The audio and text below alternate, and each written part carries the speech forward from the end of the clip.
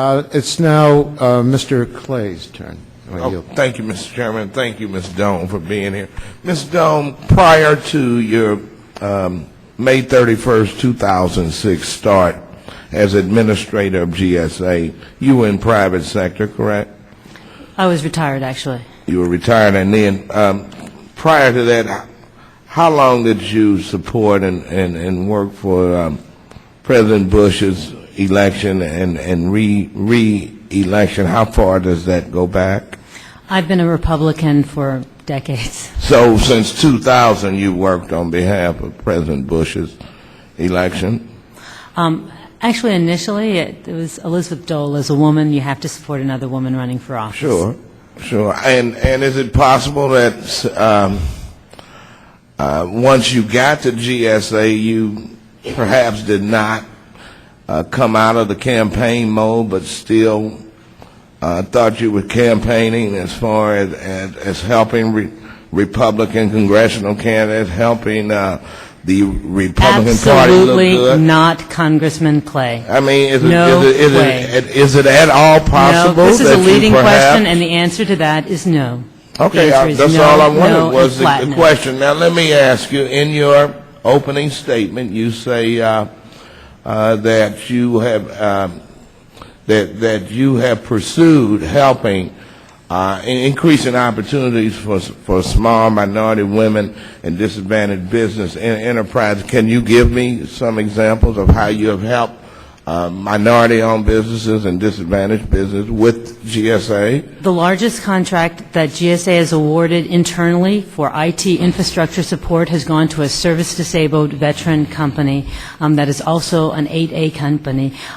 It's a historic contract. We're really proud of it. It was initially targeted for a full and open competition, and GSA has done an incredible job of making these opportunities available. The largest government-wide acquisition contract vehicle, VETS, which we just awarded, is a multi-billion-dollar contract vehicle, the first time ever, and we've managed to garner the support of the Veterans Administration and the Department of Defense to utilize these vehicles on behalf of these service-disabled veterans.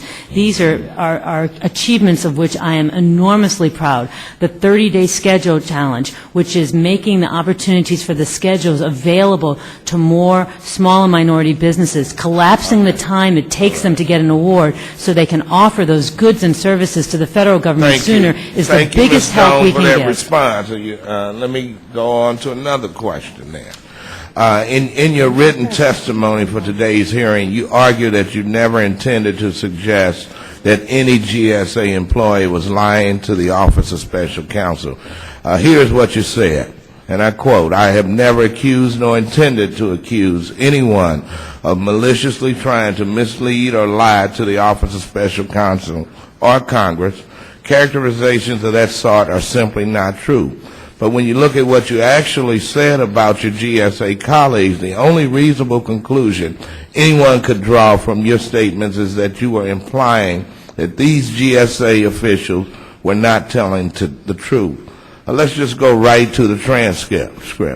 When OSC investigators asked whether you thought these GSA officials, excuse me, ma'am, let me finish the question, hold it, would make up these stories about you, you responded, "I think one or two of them do not wish me well." In that statement, aren't you saying that GSA officials are lying to Congress and the Office of Special Counsel, that No, they fabricated their accounts? No, I am not. But what I said is that I think it is possible, the operative word there being possible, that if is another important word, a leading question were asked.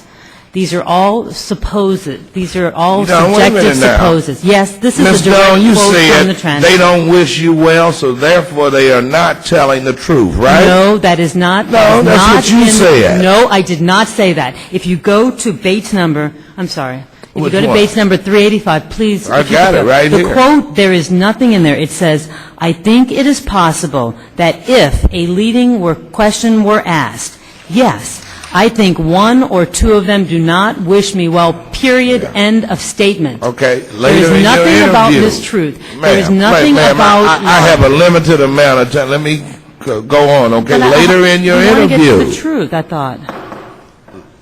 Later in your interview, you explain why you don't believe the testimony of the other GSA official. According to the transcript, you stated that the witnesses were not creditable because they have an axe to grind. That's on page 391.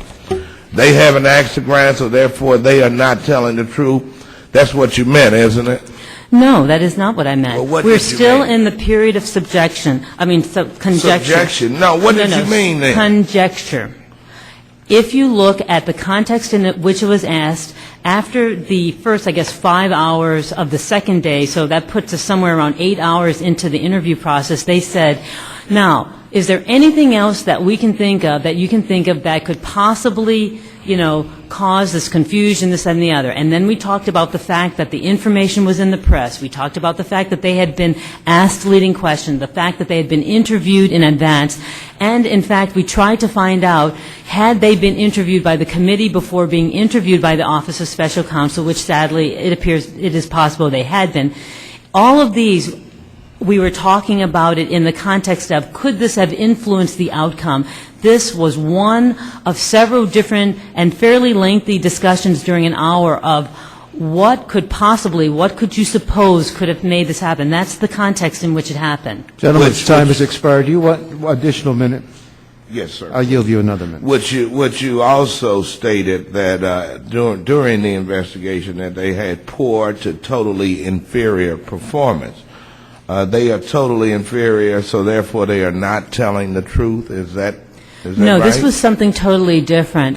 This was actually this was a discussion, I believe, that happened earlier, and as I mentioned, within the first 20 or so minutes of the interrogation process, or interview process, whatever you're calling it, the folks actually started bringing up the concept of performance reviews, and they wanted to know in detail about what happens during performances, how are they done, what happens to people if they get a poor performance review. It starts from the very beginning of the interview process. There were several places, Congressman Clay, where I said, where are we going with this? What is this all about? Because it wasn't clear to me, and they said, we asked the questions. That's right, and that's all a part of the interrogation process, Ms. Doan. And one of the problems I have is that it is very hard to believe your testimony because you are always changing your story. You tell the special counsel under oath that you think the employees are making up stories, and then you tell us you never said that. I never said I don't that. know how I did not say they were making up confidence in what stories. you're I saying said that today. if they were given leading statements, they might misunderstand what they heard. I never said. You're trying to put words in my mouth, Congressman, and I know you don't intend that. I'm quoting. But I need you to. You're not quoting from your testimony. No, you're not. You are not quoting verbatim. Yes, I am. Gentlemen's time has expired. I'm going to yield 1 minute to Mr. Cummings out of our bank. Thank you very much, Mr. Chairman. I just, as I listened to the comments of Mr. Burton, I just wanted, and having served on this committee for 11 years, I just want to read from the 1998 version of the investigation of political fundraising improprieties. And it says, according to, at page 3927, according to Norman Ornstein, a congressional expert at the Conservative American Enterprise Institute, the Burton investigation is going to be remembered as a case study in how not to do a congressional investigation and as a prime example of investigation as farce. According to the New York Times, the committee's efforts are a House investigation travesty and a parody of a reputable investigation. The Washington Post called the investigation in his own cartoon a joke and deserved embarrassment, end of quote. Thank you, Mr.